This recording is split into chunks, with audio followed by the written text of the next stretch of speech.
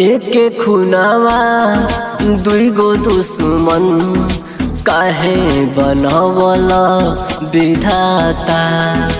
एक खुनावा दुई गो दुश्मन काहे बनवला विधाता। देखी के जमाना हमरो दिलावा काहे घबराता। एक खुनावा दुई गो दुश्मन काहे बनवला विधाता। भाई भाई में लड़ाई काहे होई जाता।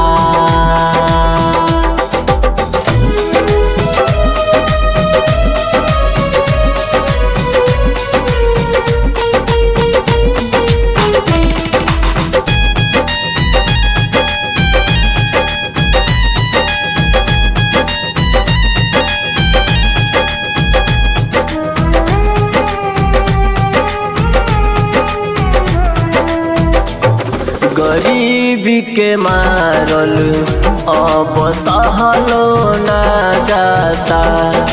जिए के मतलब अब कुछ ना बुझाता।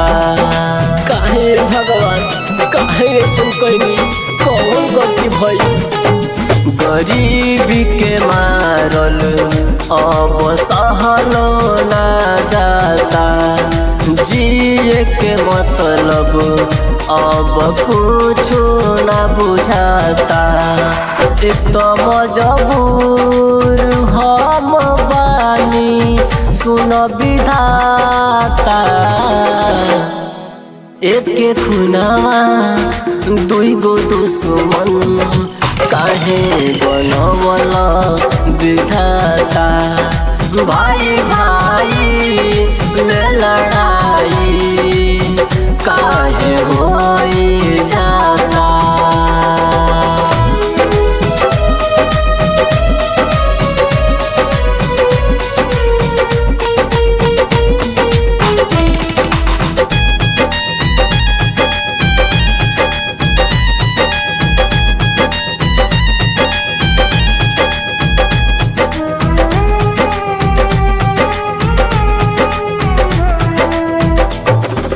चांद सवरिया कहे कैसन दिन आइल बा।